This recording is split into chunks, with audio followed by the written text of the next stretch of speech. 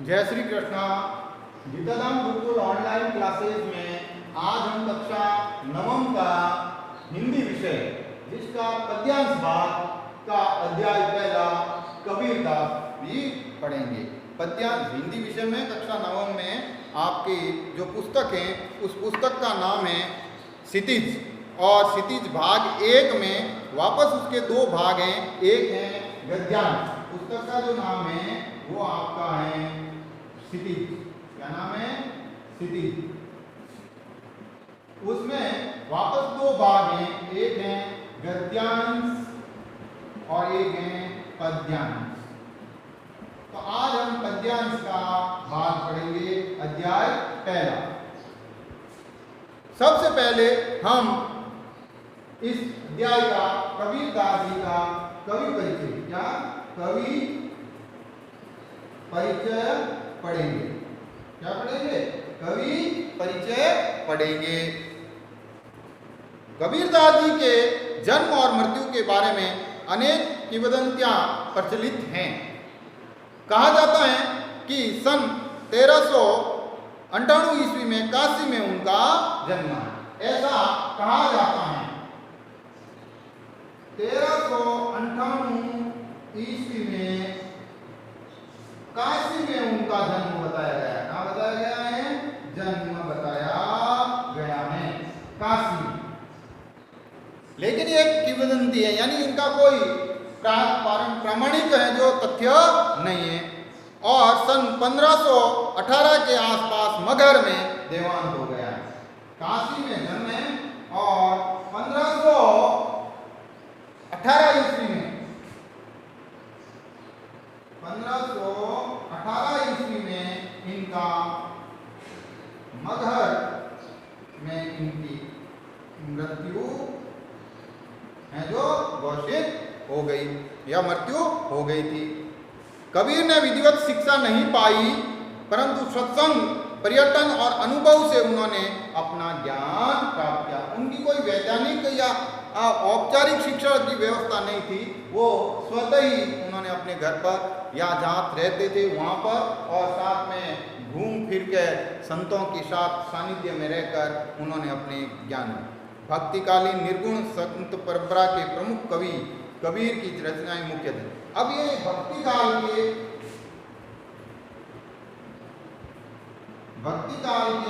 कवि थे और भक्तिकाल में भी दो धाराएं, एक है सगुण और एक है निर्गुण, दो धाराएं हैं।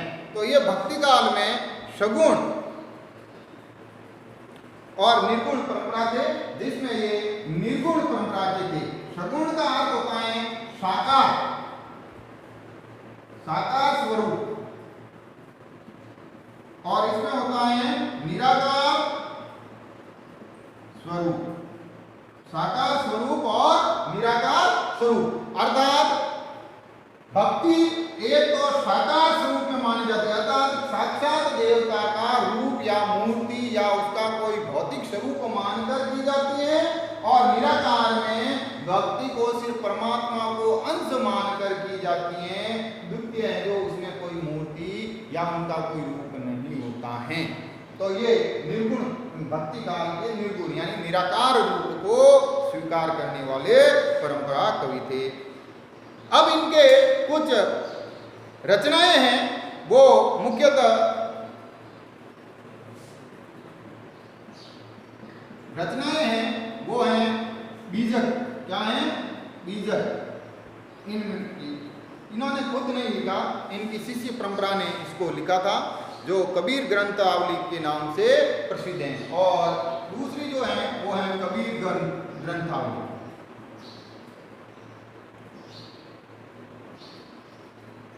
कबीर ग्रंथावली में भी है जो इनका है। किंतु कबीर पंथ में उनकी रचनाओं का मुख्य संग्रह बीजक ही माना जाता है। कुछ रचनाएं गुरु ग्रंथ साहब में भी संकलित है। एक ऐसे कवि हैं कबीरदास जी, जिसमें कबीरदास जी की कुछ रचनाएं, कुछ रचनाएं या पद हैं जो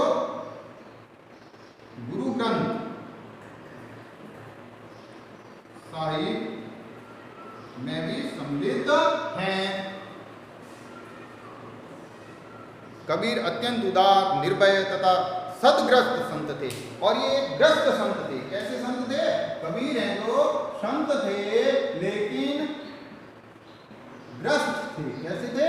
ग्रस्त, यानी शादीशुदा थे, घर परिवार को लेकर चलते थे। ये हैं जो संन्यास वाले संत नहीं थे। राम और रहीम की एकता में विश्वास रखने वाले कबीर के ईश्वर के नाम पर चलने वाले हर तरह के पाखंड, भेदभाव और कर्मकांड का खंडन किया। इन्होंने अपनी जो रचनाओं में भेदभाव, पाखंड, ऊंच नीच, इन कर्मकांड, दिखावा, बाह्य आडंबर, इनका है जो इन्होंने विरोध किया। उन्होंने अपने काव्य में धार्मिक और सामाजिक भेदभाव से मुक्त मनुष्य की कल्पना की है। और उन्होंने सिर्फ मानवता को मुख्य माना है। क्या माना है? मानवता को मुख्य अंश माना है। अपने काव्य में इन्होंने कई चीजों का संदेश दिया है, जिसमें मुख्य है ईश्वर प्रेम। सबसे पहले तो इन्होंने अपने काव्य में जगह दी, इसको काव्य में जगह दी ईश्वर प्रेम। इसको ईश्वर को भगवान से लगाव रखना है। दूसरा इन्होंने दिया है ज्ञान और वैराग्य। क्या दिया है?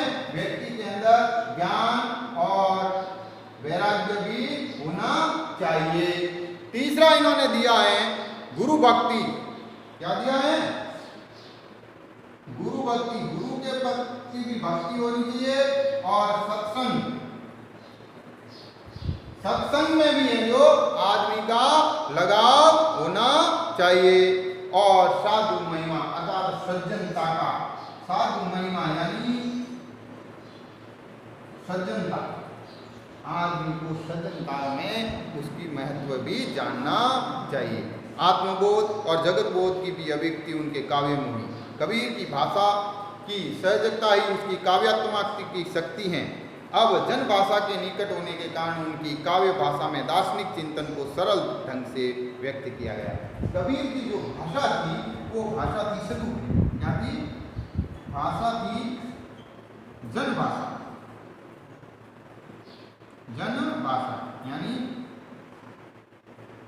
सदुकड़ी, साधुओं की भाषा होती है, यानी इनमें आंचलिक शब्द होते हैं। क्या होते हैं? आंचलिक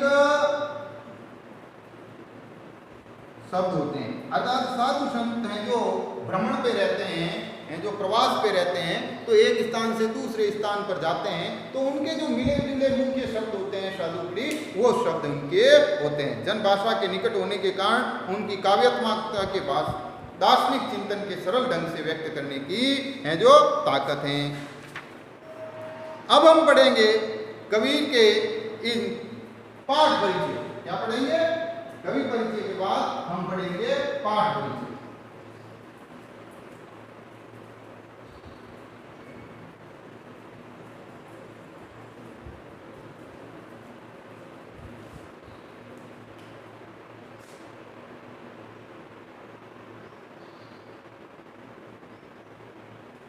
पाठ परिचय।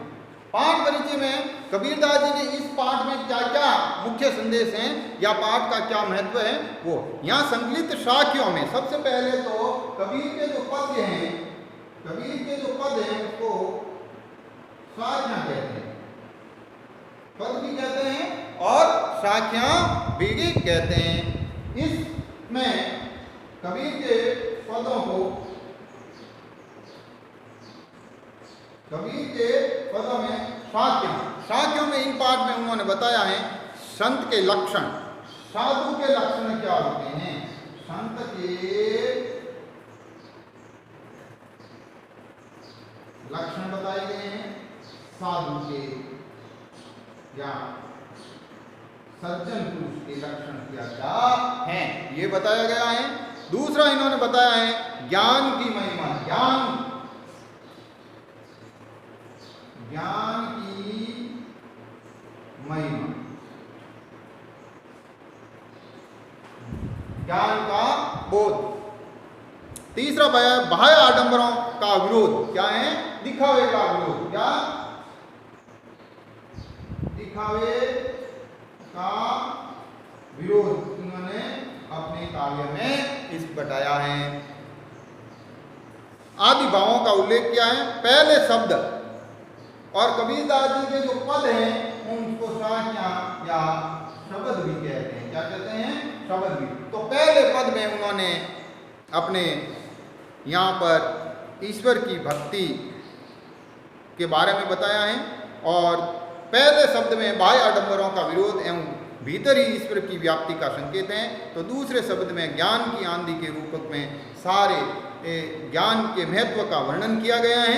कहते हैं कि कबीरदास जी की ज्ञान की सहायता से मनुष्य अपनी दुर्बलताओं से मुक्त होते हैं। अब कबीर का संदेश क्या है?